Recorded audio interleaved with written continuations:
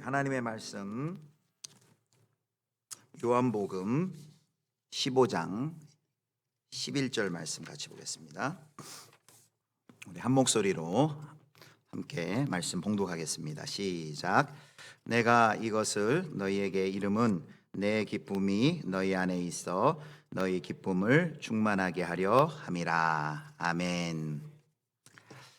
네, 가정에서 또 각 처소에서 예배드리고 계신 우리 성도님들께 하나님의 평강과 위로가 가득하기를 축복합니다. 오늘 특별히 날씨가 많이 더웠는데요, 모두 건강 유의하시고 또 코로나가 굉장히 위중한 가운데 있는데 우리 모든 성도님들 또 하나님께서 지켜주시길 바랍니다. 본당에는 우리 이제 교육자님들이 함께 모여서 수요 예배 드리고 있습니다. 열매 맺다 시리즈 이제 오늘 두 번째입니다. 지난 첫 번째 시간에는 저희가 사랑에 대해서 살펴보았고, 이제 두 번째는 희락입니다. 기쁨이죠. 영어로는 joy인데 오늘은 기쁨에 대해서 살펴보려고 합니다. 교환을 저희가 이제 목자님들 통해서 파일을 전해드렸고, 저희 예수비전교회 홈페이지 자료실에도 보면 교환이 올려져 있으니까 참고 해주시면 되겠습니다. 이제 다음 주부터 매주 교환을 미리 올려드릴 테니까 참고해 주시면 되겠습니다.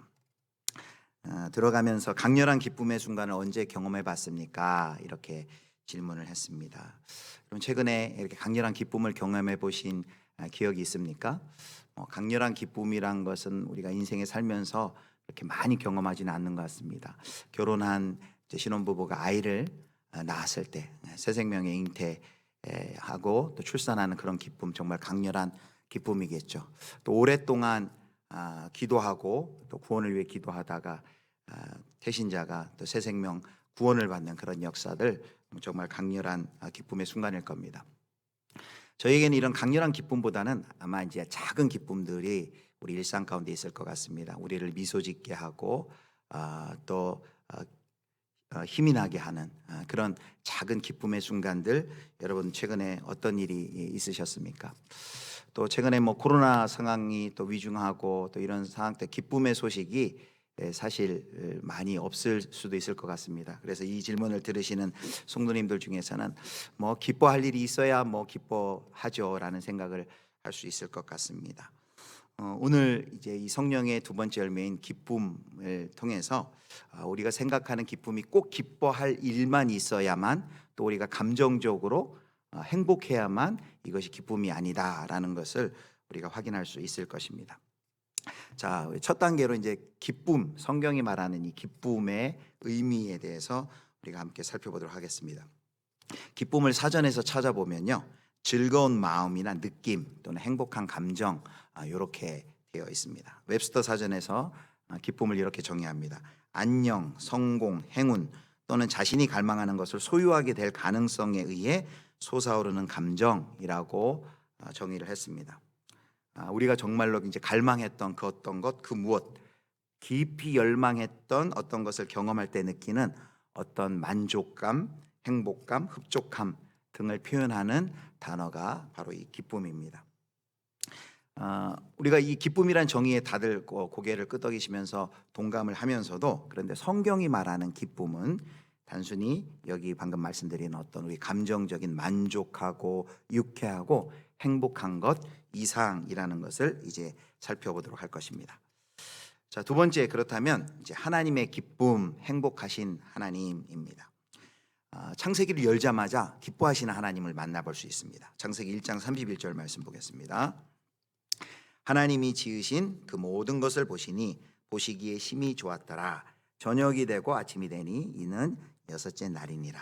여기 하나님이 창조하시고 심히 좋았다라고 말씀하시는 것을 살펴볼 수 있습니다. 하나님께서 창조하시고 매일 보시기에 좋았더라 하시고, 마지막 여섯째 날에는 인간을 창조하신 후에 심히 좋았더라라는 그런 점층적인 희락, 기쁨을 표현하셨습니다.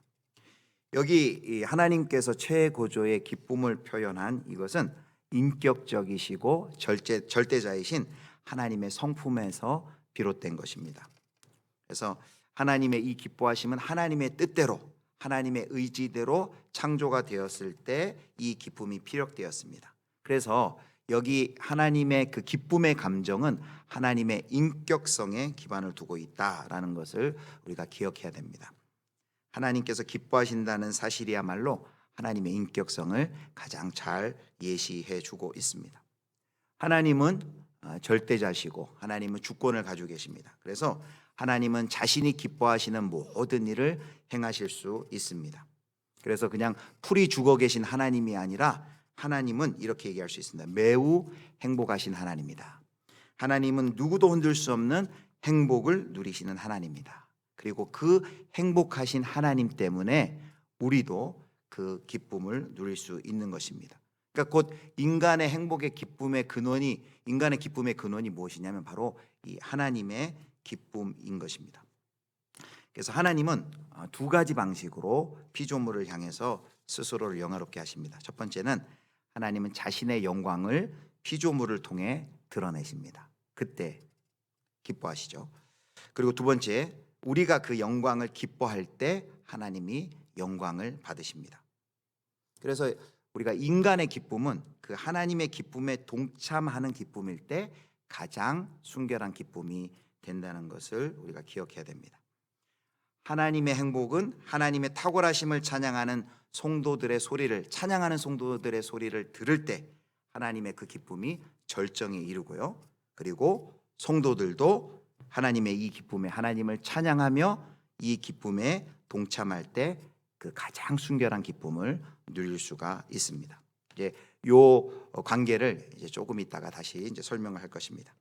그래서 하나님이 언제 기뻐하시는가? 교환에는 한 네 가지를 써놨어요. 첫 번째가 창조 행위에 대한 하나님의 자기 만족적인 기쁨.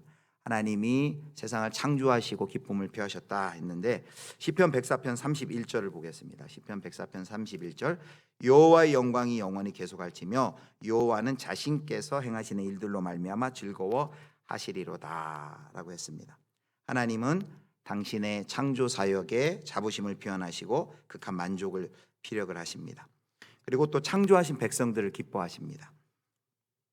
당신이 지으신 피조물에 대해 기뻐하시는데요. 신명기 7장 7절 말씀 보겠습니다. 여호와께서 너희를 기뻐하시고 너희를 택하심은 너희가 다른 민족보다 수요가 많기 때문이 아니니라. 너희는 오히려 모든 민족 중에 가장 적으니라. 그리고 세 번째로는 이스라엘을 위한 구원과 회복의 사역을 수행하실 때 구속의 역사를 진행해 나가실 때 하나님이 항상 기뻐하십니다. 스바냐 3장 17절 잘 아는 말씀이죠. 너의 하나님 여호와가 너의 가운데 계시니 그는 구원을 베푸실 전능자시라.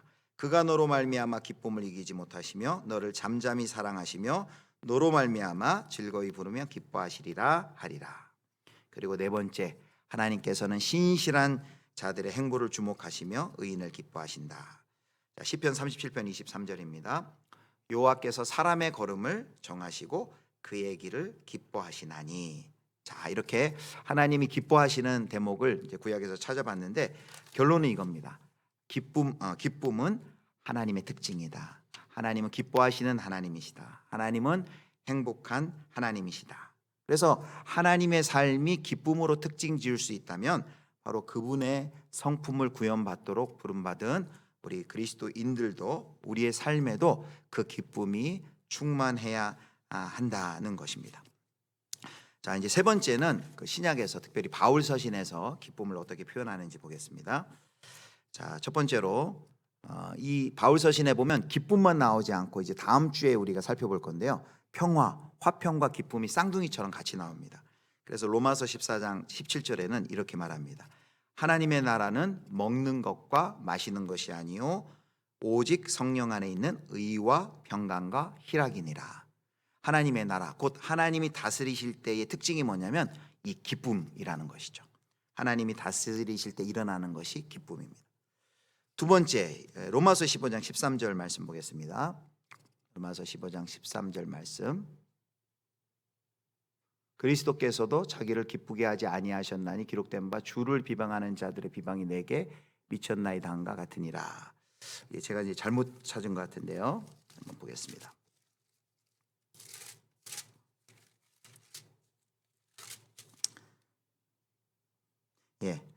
PPT가 잘못 찾았네요. 로마서 15장 13절입니다. 소망의 하나님이 모든 기쁨과 평강을 믿음 안에서 너희에게 충만하게 하사 성령의 능력으로 소망이 넘치게 하시기를 원하노라. 여기 소망의 하나님이 모든 기쁨과 평강을 믿음 안에서 너희에게 충만케 하사 그랬습니다. 그래서 이 기쁨 또 평안은 그리스도인으로서 우리가 지닌 소망의 필수적인 요소이다. 그리고 15장 13절 하반절에 보면 성령의 능력으로 소망이 넘치게 하시기를 원하노라 이런 말씀이 있는데요. 그래서 기쁨과 평안은 성령의 능력이 우리 삶에 가득히 넘친다는 증거다. 그래서 성령의 열매 9가지 열매 중에서 갈라디아 5장 22절에도 두 번째가 열매 중에 두 번째가 이 기쁨이죠. 희락이죠. 자, 네 번째는 기쁨과 평안은 우리가 하나님을 섬기고 기쁘시게 하는 방식이다. 사도행전 16장 34절을 보겠습니다. 그들을 데리고 자기 집에 올라가서 음식을 차려주고 그와 온 집안이 하나님을 믿음으로 크게 기뻐하니라. 이 기쁨은 하나님을 섬길 때에 우리의 하나님을 섬기고 기쁘시게 하는 방식이죠. 어떤 종교에 보면 너무 두려움 가운데 사로잡혀 있습니다. 어떤 종교의 주된 감정은 두려움입니다. 지옥에 가면 어떻게 하나, 또 신이 노하면 어떻게 하나. 그래서 굉장히 자신이 열심히 행위를 통해서 그 신의 노여움을 풀려고 노력하는 것을 볼 수 있습니다. 신의 노여움을 달래기 위해서 많은 노력을 하는 것을 볼 수 있습니다. 그러나 우리 그리스도인들은 하나님을 섬길 때 기뻐하심으로 기쁨으로 나아갑니다. 자, 이게 이제 세 번째 바울 서신에서 기쁨이고요. 이제 오늘의 핵심이 네 번째입니다.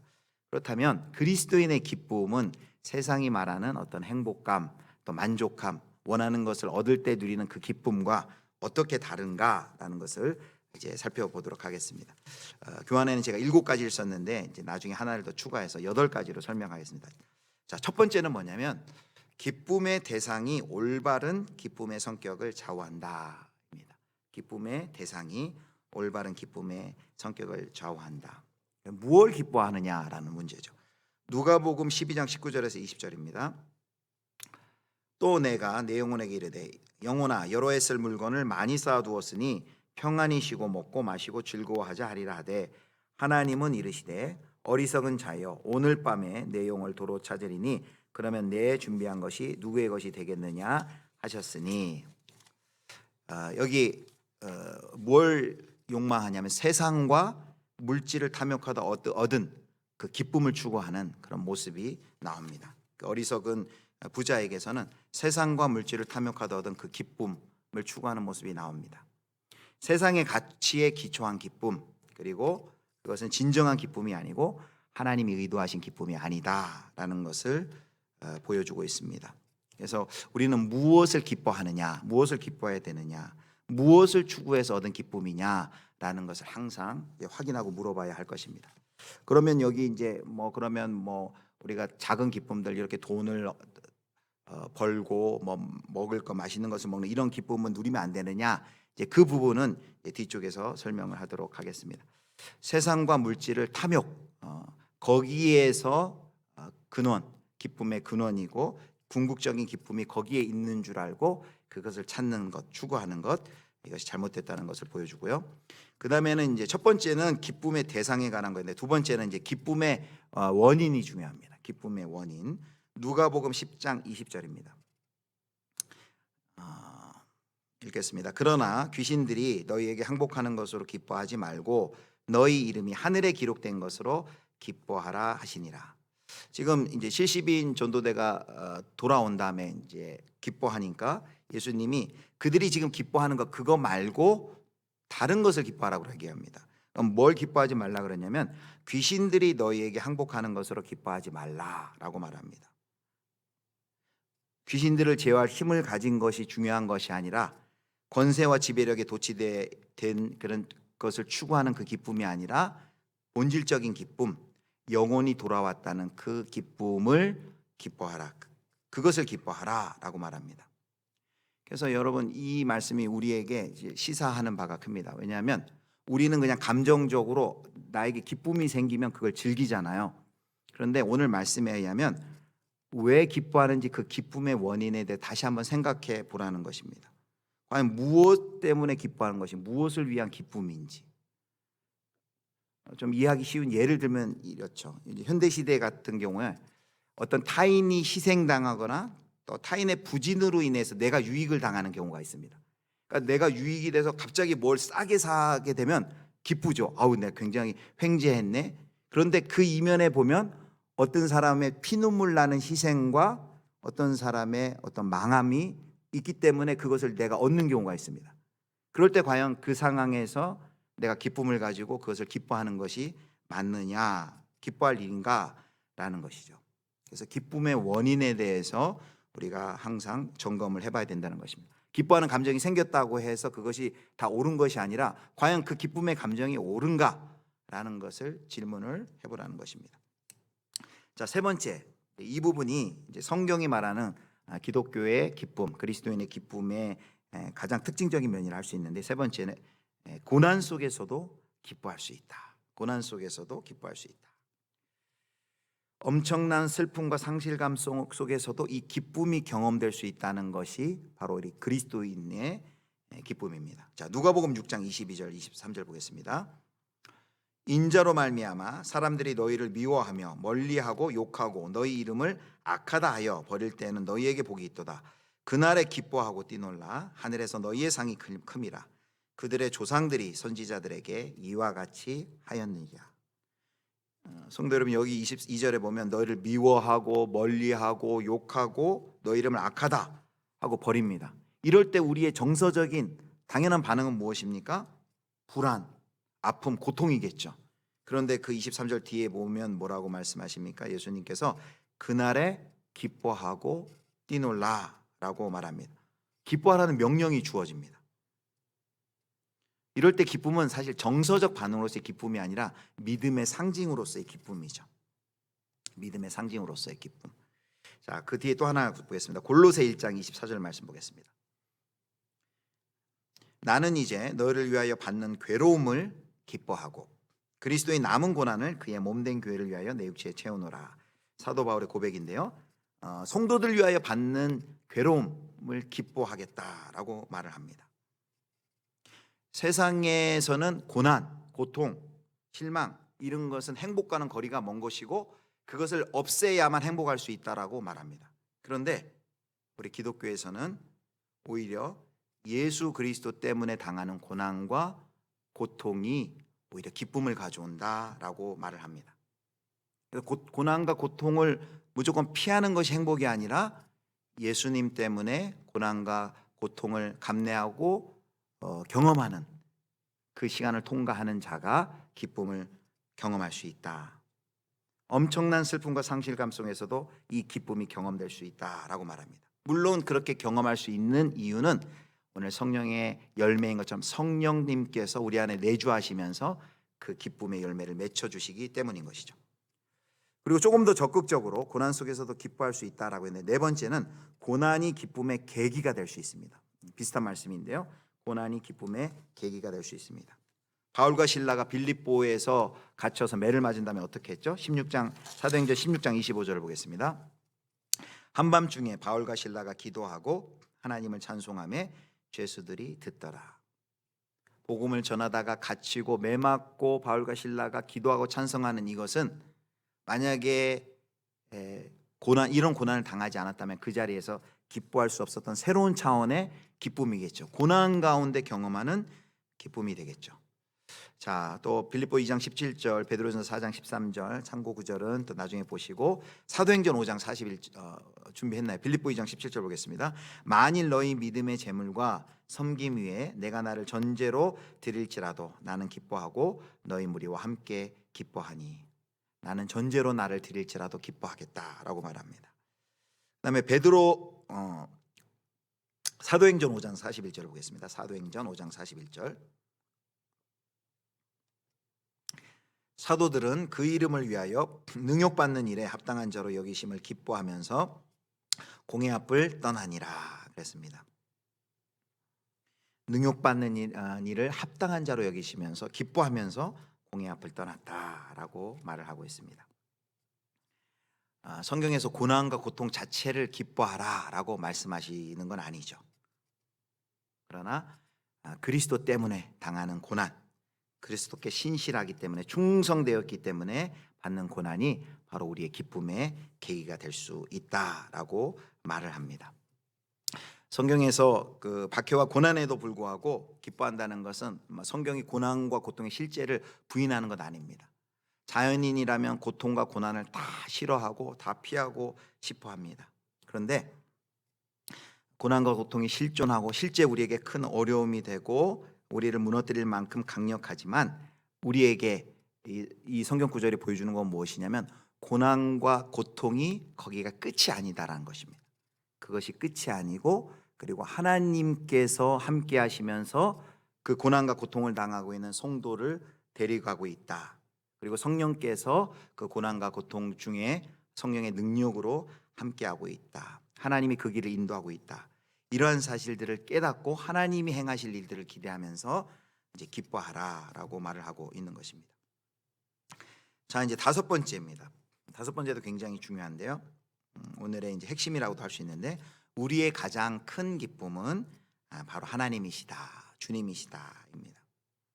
오늘 이 그 기쁨, 희락, 성령의 열매 두 번째 핵심이 바로 이겁니다. 우리의 가장 큰 기쁨은 하나님이시다.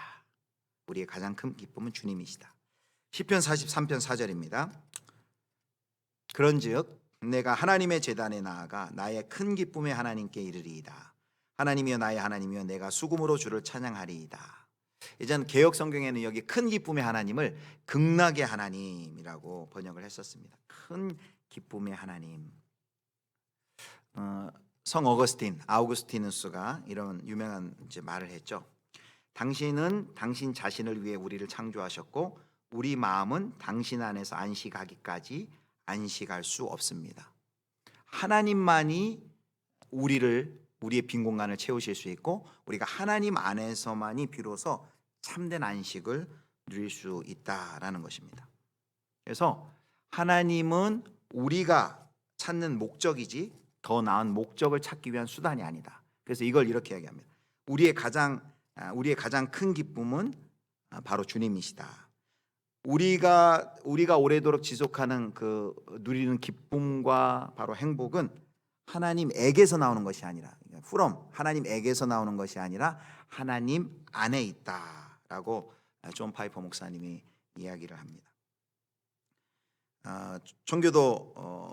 청교도 신학자 리차드 백스터가 이렇게 말했습니다. 세상에 속한 마음을 하늘에 속한 마음으로 바꾸어 주셔서 주를 사랑하고 주를 기뻐하는 것이 우리 인생의 과업이 되게 하소서. 이렇게 얘기를 했습니다. 바로 하나님만이 우리에게 가장 큰 만족과 안식을 주실 수 있고 우리의 가장 큰 기쁨은 바로 하나님이시다. 하나님 안에서 우리는 가장 큰 기쁨을 누릴 수 있다.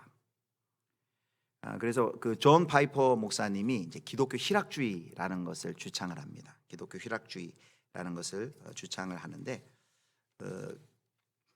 거기에 기독교 희락주의의 목적을 이렇게 얘기합니다. 하나님 안에서 정말 참된 기쁨을 경험함으로써 모든 우상 숭배에서부터 자유롭게 하는 것, 그것을 목적으로 합니다. 그러니까 사람들이 가장 좋아하고 쾌락이 있는 것을 쾌락을 쫓는 것이 바로 우상, 신인데 기독교 희락주의에서는 그 목표는 이거죠. 가장 큰 기쁨을 유일하신 하나님에게서 그 가장 큰 기쁨을 찾게 하는 것입니다. 그렇게 하나님 안에서 가장 큰 기쁨을 찾을 때 세상의 다른 것, 우상, 탐욕, 우상 숭배를 피할 수 있다. 정말 참된 기쁨을 누리면, 참된 기쁨을 하나님 안에서 맛보면 세상의 탐욕이 주는, 세상의 우상이 주는 그런 자잘한 그런 기쁨을 찾으러 다니지 않는다라는 것이죠.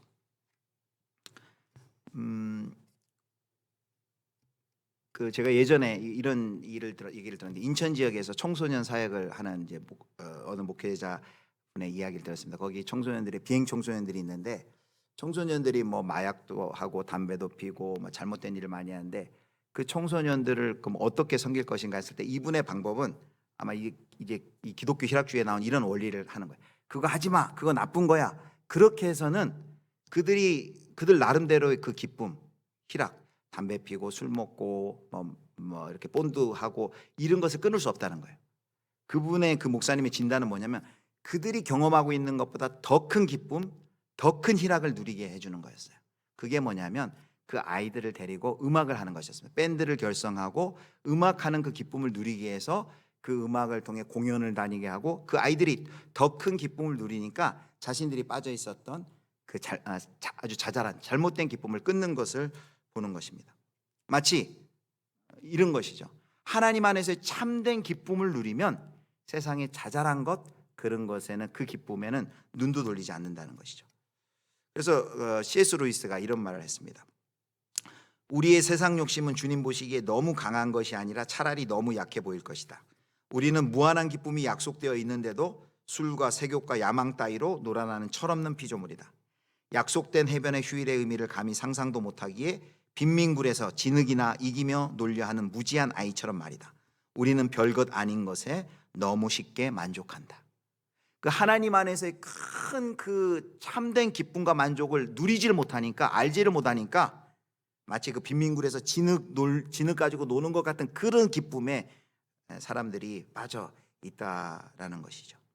그래서 하나님 안에서의 그 참된 기쁨을 누리는 것, 바로 그것이 하나님을 영화롭게 하는 것이다. 이것이 이제 존 파이퍼가 이야기하는 것입니다. 웨스트민스터 제일 첫 번째 소요리 문답 제1 질문이 사람의 제일 되는 목적이 무엇입니까? 라고 했을 때 사람의 제일 되는 목적은 하나님을 영화롭게 하고 그 이름을 하나님을 영화롭게 하고 그를 영원토록 즐거워하는 것이다. 하나님을 영화롭게 하고 그리고 하나님을 즐거워하는 것이다 라고 했는데, 이제 존 파이퍼 목사님이 기독교 희락주의를 얘기할 때 이 그리고를 하나님을 즐거워함으로써 바이로 번역을 합니다. 하나님을 즐거워함으로써, 우리가 하나님을 기뻐하고 즐거워하는 것이 하나님께 최고의 영광을 돌리는 것이다 라고 이야기를 합니다. 하나님 안에 가장 큰 기쁨이 있고 하나님을 우리가 가장 기뻐할 때 하나님께 우린 영광을, 최고의 영광을 돌린다 라고 말합니다. 자, 여기서 이제 아까 말한 그럼 우리가 뭐 우리 일상의 기쁨이 있지 않습니까? 뭐 맛집에 가서 맛있는 것을 먹는 것도 기쁨이고요. 그리고 뭐 자잘한 기쁨들이 많이 있잖아요. 그럼 그런 일상적인 기쁨을 그러면 뭐 다 배제하고 그런 것은 추구하지도 말란 말입니까? 이런 질문을 하실 수도 있습니다. 이렇게 정리를 하시면 될 것 같습니다. 우리가 일상에서 기쁨을 캐내는, 물론 아까 살펴본 것처럼 기쁨의 대상이 무엇인지, 기쁨의 원인이 무엇인지 잘 살펴야 되겠죠. 근데 우리는 일상에서 기쁨을 캐내야 합니다. 그런데 우리가 주의할 게 있습니다. 진정한 기쁨은 유한한 대상을 통해서 우리에게 전달될 뿐이지 그 자체가 영원하고 궁극적인 기쁨이 아닌 것을 늘 기억해야 됩니다. 그 자체를 영원한 기쁨 삼고, 예를 들면 돈이 나에게 궁극적인 기쁨, 영원한 기쁨을 준다고 생각할 때 그것이 우상이 되어버리는 것이죠. 그리고 그 관계는 우리를 분명히 망가뜨리는 관계가 될 것입니다. 그래서 그것을 기억하면서 우리가 경험하는 일상의 기쁨, 그 파편의 기쁨에서 우리는 뭘 발견할 수 있냐면 하나님의 그 완전한 기쁨의 그 흔적을, 조각을 발견할 수 있습니다. 그리고 그 작은 조각의 기쁨에서 정말 진짜 기쁨, 참된 기쁨의 세계로 더 큰 기쁨을 사모하면서 우리가 하나님께로 나아가야 되는 것이죠. 이렇게 작은 조각과 같은 것에서 우리가 기쁨을 얻는다면 그 하나님 안에서 누리는 기쁨은 얼마나 클까라고 생각하면서 그 하나님의 기쁨을 사모하면서 나아가야 됩니다. 그래서 성 어거스틴이 이렇게 말합니다. 이 세상의 것들이 즐거움을 가져다 준다면 그것들로 인하여 하나님을 찬양하라. 그러나 그것들을 만드신 분에게 그 사랑을 돌리라. 그래서 당신을 기쁘게 하는 것들로 하나님을 불쾌하는 일이 없게 하라.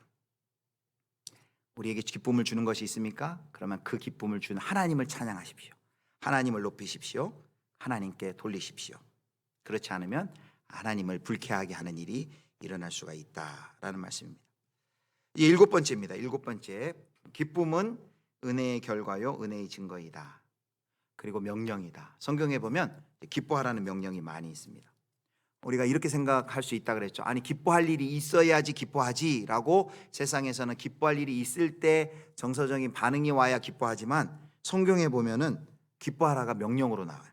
빌립보 4장 4절입니다. 주 안에서 항상 기뻐하라. 내가 다시 말하노니 기뻐하라. 기뻐하래요. 그리고 데살로니가전서 5장 16절에도 보면 명령형으로 나옵니다. 항상 기뻐하라. 어쩌면 이해가 안 나면 기뻐한다는 것은 어떤 상태를 나타내는 형용사인데 기뻐하라고 명령을 성경에서는 합니다. 이런 정서적인 부분에 대해서 명령을 하는 것이 이게 맞는가라는 생각을 우리가 할 수 있습니다. 근데 왜 성경이 기뻐하라라고 명령을 합니까? 단순히 기쁨이 우리가 살펴본 것처럼 어떤 정서적인 반응의 결과 때문이 아니라는 것입니다. 여기 은혜가 헬라 말로 카리스인데 기쁨은 카라입니다. 어원이 같아요. 그래서 기쁨은 사실 은혜의 결과이고 또 은혜의 증거이고 기쁨은 하나님의 선물입니다. 하나님의 선물이고 또 하나님의 성령의 열매입니다. 기쁨은 좋은 일을 겪음으로 말미암은 어떤 정서적인 결과이기도 하지만은 오히려 신앙의 차원에서는 그 이전에 우리의 선택이고 우리의 믿음이고 그리고 당위입니다. 하나님을 신뢰한다면 그리고 하나님이 나와 함께 하시고 나를 인도하시고 하나님이 주관하시고 다스리시는 분을 믿는다면 그 하나님 때문에 그분으로 인하여 기뻐할 수 있다. 기뻐하라라고 성경이 말하는 것입니다. 그래서 사탄이 아무리 어려운 환경 가운데 우리를 몰아넣어도 우리는 기쁨을 잃지 않을 수 있습니다. 감정에 매여서 우리가 기쁨을 고백하는 것이 아니라 우리가 믿음으로 선포하고 우리가 선택하는 것이죠. 기뻐하는 것이 사탄을 이기는 승리가 됩니다. 이제 교환에는 제가 빠졌는데 8번 하나가 더 있는데요. 우리가 하나님 안에서 발견한 행복은 그 행복을 다양한 사랑의 방식으로 이웃과 나눌 때 그 기쁨이 완성이 됩니다. 기쁨은 이웃과 나눌 때, 공동체와 나눌 때 기쁨이 완성이 됩니다. 그래서 그리스도인의 기쁨은 이기적인 혼자만의 기쁨이 아니라 행복이 아니라 공동체적인 함께 누리는 기쁨이다라는 것입니다. 길게 이제 알아봤는데 이게 첫 번째 단계고요. 항상 우리 그 열매 맺단 이렇게 이제 세 단계로 할 텐데 성경적인 의미에서 그 열매의 의미 그리고 두 번째 현대 문화 속 무엇이 현대 문화가 무엇이 그 열매를 맺게 하는지 방해를 하고 있고 이제 마지막 3단계에서 그렇다면 어떻게 그 지배 문화 속에서 그 열매를 맺을 수 있는가를 살펴볼 것입니다. 이제 두 번째는 그렇다면 이 시대의 지배적인 문화 속에서 이 희락과 기쁨을 방해하는 현대 문화는 어떤 문화가 있느냐 이것을 이제 짧게 살펴보고 그다음에 그 대안을 살펴봄으로 이제 오늘 마무리하겠습니다. 자, 희락과 기쁨을 방해하는 걸림돌 있는데 첫 번째입니다. 첫 번째는 욕망을 조작하는 문화입니다. 욕망을 조작하는 문화. 기독교적인 기쁨을 배양하고 열매 맺는데 이제 많은 현대적인 문화가 방해를 하는데 그 중에 하나가 뭐냐면 광고를 통해서 우리의 욕망을 조작합니다. 많은 광고들을 보면 우리의 정체성 그리고 우리의 존재에 대해서 혼돈과 불안감을 줍니다. 당신은 이 물건을 사야, 당신은 여기에 살아야, 당신은 이것을 가지고 있어야 가치 있는 사람입니다. 이것을 사야만 성공하는 사람이고 이것을 가지고 있어야만 사람들에게 박수 받을 수 있습니다. 그래서 성경이 말하는 우리가 누구인지 우리의 정체성과 가치를 잊게 합니다. 그래서 특정 제품을 소비하도록 하고 그리고 그 어떤 특정 제품에 대한 어떤 이미지를 각인시키는 것이 현대의 문화이고 특별히 광고가 그러한 일을 합니다. 그래서 그런 광고에 많이 노출되어 있으면 그 욕망이 잘못된 욕망만 우리 안에 하나님을 향한 갈망보다는 내가 이걸 사야 되는데 내가 저거가 꼭 있어야 되는데 그런 욕망이 우리 안에 가득할 때 하나님이 우리의 참된 기쁨이고 그분을 갈망하고 앙망해야 되는데 우리에게 성경이 말하는 그 기쁨을 누리고 추구할 수 있는 공간이 없는 것이죠. 욕망을 조작하는 현대 문화가 있습니다. 두 번째는 새로운 것을 찬양하는 풍조라고 했습니다. 새로운 것을 찬양하는 이게 뭐냐면 항상 이 세상의 문화는 새 것이 항상 옛 것보다 좋다라는 그런 편견 또는 문화가 있습니다. 그래서 세상은 이렇게 진정으로 행복하고 싶으면 끊임없이 새로운 것을 추구해라. 옛날 거 구닥다리는 다 내려놔라 라고 말합니다. 똑같은 거는 지루하다. 새로운 것을 계속 추구하라라고 말합니다. 그래서 여러분 스마트폰도 사실은 막 2년 주기로 계속 새로운 모델이 나오잖아요. 그래서 그거 안 사면 뒤떨어진 것 같고 그거를 안 사용하지 않으면은 기쁨을 누리지 못할 것 같은 그렇게 세상의 문화가 우리를 몰아갑니다. 자, 그런 문화 속에 우리가 살면 진정한 기쁨을 경험하고 표현할 수 있는 기회를 자꾸 놓치게 됩니다. 자, 세 번째는 조금만 더라고 말하는 풍조입니다. 조금만 더. 조금만 더. 조금만 더라는 것은 뭐 양적인 면에서도 있이 조금 더 큰 차, 조금 더 큰 집, 뭐 조금 더 큰 뭐 TV, 조금 더 큰 냉장고. 세상은 조금 더라고 얘기합니다. 보다 좋은 것이 있다. 그러니까 보다 좋은 것이 있다라는 것에 세뇌가 돼 있으면 늘 가지고 있어도 이거보다 또 좋은 걸 생각하죠. 그러니까 만족감이 없는 것이죠. 그것을 가지면은 만족할 수 있을 것 같았는데 실상 그것을 가진다면 조금 더 좋은 것, 조금 더 큰 것을 바라보게 됩니다. 만족감이 없습니다. 성경이 말하는 기쁨을 누릴 수 없게 합니다. 또 조금 더 있으면 더 행복할 거라고 세상의 문화가 말을 합니다. 자족하는 것을 잊게 만듭니다. 이러한 세상의 지배 문화. 자, 네 번째는 불안과 두려움을 강요하는 낳는 문화입니다. 네 번째는 불안과 두려움을 낳는 문화. 이게 참 양면성이 있습니다. 뭐냐면 세상 사람들에게는 이런 두려움이 있어요. 이런 욕망이 있습니다. 나는 다른 사람들하고 좀 차별되게 차별성을 가지고 싶다라는 그런 욕망이 있습니다. 사람들하고 난 좀 다르게 보이고 싶다. 좀 이렇게 좀 드러나고 싶다. 튀어 보이고 싶다라는 욕망이 있는데 근데 더 깊은 곳에 그 욕망 더 깊은 곳에 어떤 두려움이 있냐면 혹시 내가 남들과 같이 되지 않으면 남들과 똑같지 않으면 어떡하지? 라는 더 깊은 욕망이 있습니다. 그게 바로 유행이라는 것으로 나타납니다. 몇 년 전에 우리 고등학생들, 청소년들 사이에 그 등골 브레이커라고 수십만 원짜리 롱패딩이 유행했습니다. 그래가지고 아이들이 다 검은색으로 여기 막 거의 발목까지 오는 긴 그게 몇십만 원 돼서 이제 부모님들 등골을 휜다 그래서 등골 브레이커라는 별명이 있었는데 아이들이 그거 안 입으면 그 아이들 세계에서는 거의 이제 왕따가 되는 분위기예요. 남들과 내가 똑같지 못하면 어떡하지? 라는 그런 두려움이 있습니다. 세상 이 세계 속에서 내가 남들보다 좀 드러내고 남들보다 좀 차별되었으면 좋겠다라는 욕망보다 더 깊은 곳에 불안감과 두려움이 남들과 똑같지 못하고 달라지면 어떻게 하나, 유행을 못 따라가면 어떻게 하나 하는 그런 두려움이 있습니다. 뭐 광고나 마케팅이 자꾸 그 두려움을 부추겨서 그걸 소비하게 하는 것이죠. 그러나 복음은 우리에게 어떻게 말합니까? 복음은 우리에게 말 그대로 기쁜 소식을 전하죠. 우리의 가치가 더 이상 우리가 소유하고 우리가 가지고 있는 어떤 주변 사람들의 기준과 시선에 우리의 가치가 결정이 되는 것이 아니다. 하나님 우리를 사랑하시고 하나님의 은혜로 구원받은 우리가 하나님의 형상으로 창조된 우리가 존귀한 자다라고 복음이 이야기를 합니다. 자, 이제 세 번째 마지막입니다. 그렇다면 어떻게 이런 지배적인 문화 속에서 하나님이 주신 그 그리스도인의 기쁨을 누리지 못하게 하는 이 지배적인 문화 속에서 우리는 어떻게 이 땅에서 희락과 기쁨이란 열매를 키울 수 있느냐, 좀 더 구체적으로 대안을 5가지를 이야기를 합니다. 자, 첫 번째는 예배 중에 기뻐하기를 말합니다. 예배 중에 기뻐하리. 제임스 스미스라는 미국의 신학자가 쓴 책 제목이 이런 게 있습니다. 하나님 나라를 욕망하라. 욕망이란 단어가 이제 우리 그 한글에서는 좀 이렇게 부정적인 단어로 쓰이는데요.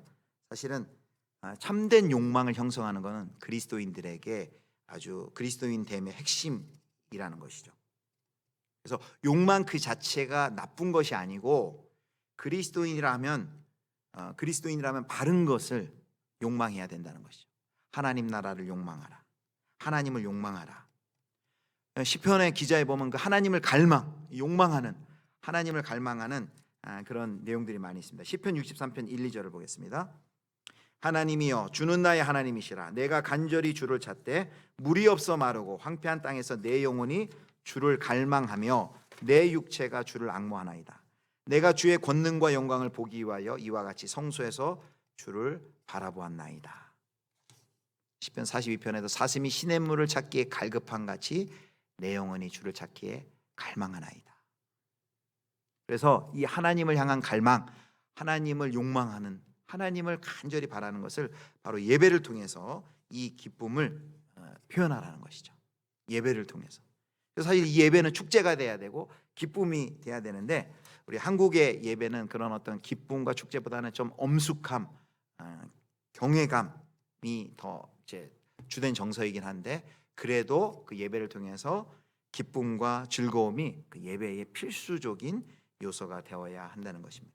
함께 모여서 하나님을 기뻐하고 찬양하고 또 성도 안에서 교제하고 하나 된 그 기쁨을 예배를 통해서 계속해서 그 기쁨을 누리고, 그 천상에 우리가 완성될 하나님의 나라에서 드릴 그 예배를 사모하고 기대하면서 예배를 통해서 그 기쁨을 경험을 하는 것입니다.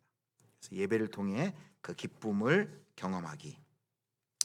두 번째는 이제 자족함 잘하게 하기라고 했습니다. 아까 조금만 더, 이 세상의 지배 문화는 조금만 더라고 만족을 못하게 한다 그랬죠. 그런데 자족함 잘하게 하기. 빌립보 4장 11절입니다. 내가 궁핍함으로 말하는 것이 아니라 언제 어떠한 형편에든지 나는 자족하기를 배웠노니. 사도 바울은 빌립보 성도들에게 무엇을 갖고 있든지 자기는 자족한다. 빈궁에 처하든지 궁핍에 처하든지 문제가 되지 않습니다. 그렇게 할 수 있는 이유는 무엇이었습니까? 그가 그리스도 안에서 참된 만족을 경험했기 때문입니다. 예수님 안에서, 예수님 안에 기쁨과 감사를 경험했기 때문에 상황과 형편이 그에게 문제가 되지 않았습니다. 그래서 우리는 이 자족함, 그래서 감사하는 연습을 하는 것이 우리의 기쁨을 회복하는 아주 중요한 실제적인 방법인 것 같습니다. 그래서 매일 5가지 감사를 노트에 적어본다는 것도 좋고, 그러니까 가정 예배 때 서로 감사를 이렇게 물어보고 고백하는 것도 좋고, 이 어플에도 보니까요 감사를 이렇게 입력하는 것이 있더라고요. 매일 감사하는 것, 이것이 바로 그리스도인의 기쁨을 회복하는 구체적인 실제적인 방법입니다. 조금 더 많이, 조금 더 나은 것을 추구하는 이 세상 속에서 내게 주어진 것에 대한 감사를 표현하는 것, 이것이 그리스도인의 기쁨의 열매를 배양하는 방법입니다. 세 번째는 이렇게 얘기합니다. 전통을 다시 끌어안기. 아까 이 지배 문화는 새로운 것을 찬양하고 옛 것은 구닥다리 취급하는 이 시대 속에서 전통을 다시 끌어안으라고 말합니다. 자꾸 늘 새로운 것, 더 나은 것만 추구하다 보면 하나님이 지난 역사 가운데 준 아주 좋은 전통들을 잃어버릴 수 있다는 것이죠. 그래서 하나님이 과거의 역사를 통해서 그리고 많은 세계 전역에서 그 행하신 일들을 되돌아보고 그것을 누리는 연습을 하는 것입니다. 시공간을 가로지르는 그 교회의 좋은 전통들. 그러니까 저희도 이제 신앙생활 하면서 많이 이제 예전에 좋았던 전통이 지금 없어지는 게 많이 있잖아요. 예를 들면 이제 시대가 바뀌어서 이제 온라인으로 헌금을 하기 때문에 요즘에 이제 헌금을 직접도 하지만 이제 온라인 헌금하면서 직접 헌금함에 넣지를 못하는데, 예전에 전통 중에 하나가 뭐였습니까? 이제 토요일 같은 때 보면 다림질 이제 부모님이 이렇게 해가지고 빳빳하게 펴가지고 줬잖아요. 이것도 좋은 전통이지 않습니까? 실제로 부천의 어느 청년부는 매달 한 번씩 그렇게 한답니다. 불편하게 예배드리기 해서 그때는 그 주간에는 스마트폰 성경 보지 말고 일부러 이렇게 성경을 다 가져오게 하고, 그날에는 그 PPT도 안 띄워준다고 합니다. 사실 이게 저희가 이제 PPT 성구를 다 찾아서 띄우는데, 그리고 직접 넘겨가지고 찾도록 하고, 불편하게 옛날 전통적 옛날 예배 형식을 경험을 해서 경험을 하도록 그렇게 하는 거예요. 너무 편한 거에 익숙해져 있고 새로운 것, 뭔가 새로운 것, 신선한 것, 이런 것에만 익숙해져 있는 우리에게 그 전통이 주었던 그 기쁨을 경험하는 것입니다. 그리고 또 하나가 이제 찬송을, 요즘에 찬송들이 요즘 복음성가는 사실 엇박자로 시작해서 사실 요즘 이제 어른들이나 어르신들이 따라하기 힘듭니다. 제가 이제 요즘에 집에 왔다 갔다 할 때 예전에 80년대 90년대 불렀던 전하세 예수, 그걸 경배와 찬양을 이렇게 계속 들으면서 다니는데 엇박자가 하나도 없더라고요. 다 정박자더라고요. 그리고 정말 80년대 90년대 찬양 티가 난 진짜 올드하고, 요즘에는 노래를 따라하기도 힘든데, 그래서 지난 이제 사실 찬송이죠, 클래식 찬송을 좀 많이 또 부르고, 그래서 전통이 주는 그 기쁨을 누리는 것도 한 방법으로 이렇게 제시를 하고 있습니다. 네 번째는 아까 광고 이야기를 했는데요. 우리가 조작된 욕망을 가장 많이 우리에게 주는 것이 바로 광고인데, 그 통로에 노출되는 것은 눈을 관리를 잘 하라는 것이죠. 우리가 사실 눈만 뜨면 클릭 한 번만 잘못하면 그 광고 가운데 우리의 욕망을 조작하는 그 광고 가운데 우리의 눈이 얼마나 많이 노출이 됩니까? 인터넷, 또 SNS, 텔레비전, 또 광고 이런 것들로부터 우리의 눈을 지키고 손가락을 잘 관리하는 것이 그리스도인의 기쁨을 배양하는 구체적인 방법 중에 하나입니다. 그리고 마지막 이제 다섯 번째는 이런 제안을 열매맺다에서는 합니다. 뭐냐면 아이들과 즐기기라고 합니다. 이게 무슨 의미냐면 우리는 아이들 보고 아이들의 생각과 행동을 유치하다라고 하는데요. 사실 그 아이들하고 같이 이렇게 놀이하다 보면은 일단 아이들은 기쁨이 충만합니다. 우리 어른들은 뭐 그런 일로 웃나 기뻐하는데 아이들은 작은 일에도 까르르하고 깔깔대고 웃고 아이들에겐 기쁨이 충만합니다. 그 아이들에게서 배우라는 것이죠. 그리고 그 아이들의 시선은 어른들과는 다릅니다. 우리는 유치하다고 하지만 그 아이들하고 함께 있으면 정말 예기치 않은 기쁨의 순간을 발견할 수 있다. 그래서 그래서 학교나 우리 교회 학교나 또 동네에서 이렇게 자원봉사를 통해서 아이들과 함께 할 수 있는 그런 기회를 가져라라는 제안을 합니다. 자, 이제 말씀을 맺도록 하겠습니다. 오늘 긴 시간이었는데요. 이 기쁨에 대해서 살펴봤습니다. 세상은 기뻐할 일이 있어야 기뻐하고 어떤 내가 기대한 것에 대한 누린 것, 성취된 것, 그걸 가질 때만 기뻐할 수 있다라고 말하지만 우리 그리스도인의 기쁨은 무엇입니까? 기쁨의 근원은 하나님입니다. 상황과 조건이 아니라 우리는 하나님 안에서 기뻐하고 하나님 안에서 참된 기쁨을 누릴 수 있고 하나님을 기뻐할 때 하나님께 참 영광을 돌릴 수 있는 존재입니다. 상황과 환경과 조건이 좋지 않더라도 그래서 우리는 성경은 기뻐하라라고 말합니다. 왜요? 바로 우리 안에 하나님이 함께 하시고 우리를 도우시고 인도하시고 고난과 또 고통을 꿰뚫고 그것이 끝이 아니라 하나님이 인도하시는 합력하여 선을 이루시는 그런 놀라운 존재가 우리가 되었음을 믿고 기뻐하라, 기쁨을 선포하라 라고 말을 합니다. 느헤미야 8장 10절에는 이렇게 얘기합니다. 말씀합니다. 여호와로 인하여 기뻐하는 것이 너희의 힘이니라. 하나님을 기뻐하시고 세상이 줄 수 없는 그냥 아이들 소꿉놀이 하는 그런 기쁨이 아니라 정말 참된 기쁨을 누리심으로 세상이 줄 수 없는 작은 쾌락밖에 줄 수 없는 세상의 쾌락에 빠지지 않고 이 하나님이 주시는 그 참된 기쁨 안에서 살아가시는 우리 성도님들 되실 수 있기를 주님의 이름으로 축복합니다.